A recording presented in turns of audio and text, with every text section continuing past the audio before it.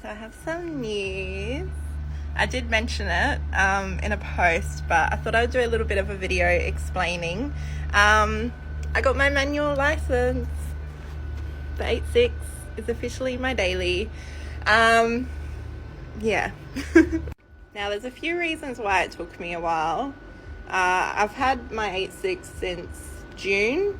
I ended up picking it up earlier because I got next demo. I didn't actually get my original order. My order would still be on its way. But with driving tests locally, there aren't many availabilities, and whenever there are availabilities, they go really fast because a lot of people are trying to book their tests at the same time. So every time I've gone to look, it's either not been at a centre that I know or at a really wacky time. So I was very fortunate. I was just telling my friend the other week, I was like, it really sucks. Like, I really want to book my test. I happened to look, and there happened to be the perfect time. And whilst I gotten a bit more confident, I still wasn't feeling ready. But I booked it and somehow passed. I did fine. But yeah. And I know when I initially talked about it, there were a few other people in the same boat as me. In my state, you do have to redo your whole driving test in order to get your, from your auto to your manual license. And it is the full test. So you have to do the parking, you have to do their specific rules for it as well. You have to do all of the things, all of the indicating, all of that, things that literally zero people actually do on the road. And if you are in the same boat that I was in, it is quite hard going from auto to manual. When you're driving auto, and for me, I'd been driving it for such a long time because my dailies were only autos, you get used to it. You get used to being on autopilot. You don't think about certain things. You don't think about your speed going into certain areas. You just brake, go. And it's fine because you do get all the road rules and stuff. But when switching to manual, I noticed that was another challenge for me. Even though I was fine racing, fine driving my cars around once I got used to the clutch. But when it came to driving normally, that is a whole other thing. And I found myself, I, as an auto driver, drive quite, I guess, maybe aggressively or fast in corners because I'm used to my front wheel drive ruckus that I had where I could just really handle the corners. And it wasn't like a fast car or anything. It's just that was just my driving style. So bringing that into manual driving, you really have to be a little bit more attentive. But yeah. And if you are in the same boat, the best thing you can really do is just gain experience where you can, as much as you can, with someone, obviously, when you're learning. Also, doing the track days helped me a bit. Just kind of I don't know, it's a whole different thing when you're doing a track day.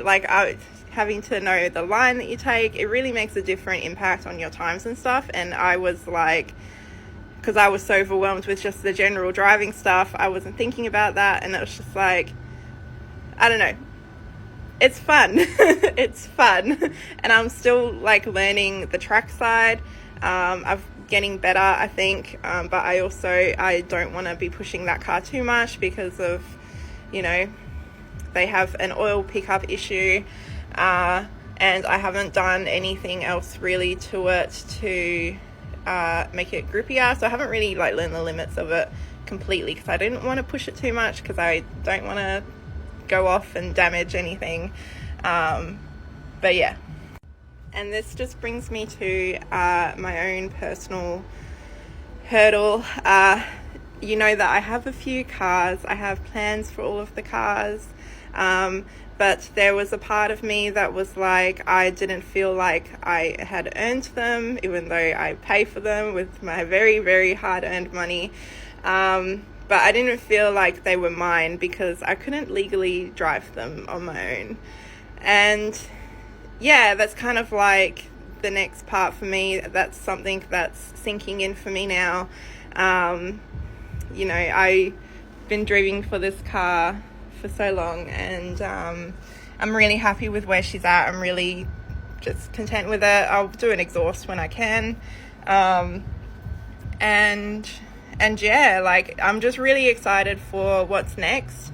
I really feel like it's an end of an era for me of just, you know, I've always been such a busy business person that I have been putting the business first for so long. This year was about me enjoying the cars more and getting out there, my manual journey, and I'm really looking forward to driving them more. I want to get the MX-5 out. I want to get the Drift MX-5 out. The 61, the engine blew. We haven't assessed exactly how bad it is yet, but she'll be getting some love next year. And then Pink Supra, I really want to get her into like a more drivable wrap so that it's not super blinding, and I can officially go out and drive her. She's ready for her final tune as well. I just have to do some final things on her with the wastegate. I did want to do plenum.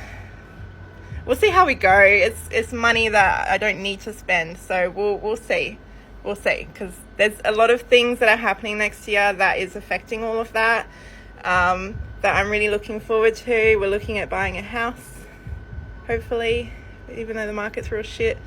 But, you know, that aside, I just really wanted to come on and update you guys. I know some of you had been resonating with me with this experience, and yeah, I just want you to know, don't be too hard on yourselves. It's one of those things. Just keep working towards it where you can. You'll get there in the end, and yeah, just enjoy the ride, because it's so fun. It's so fulfilling, and take it as you go, because I know for me it was very overwhelming to do a lot of the things on top of juggling business, on top of life. So yeah, anyways, see you guys next time.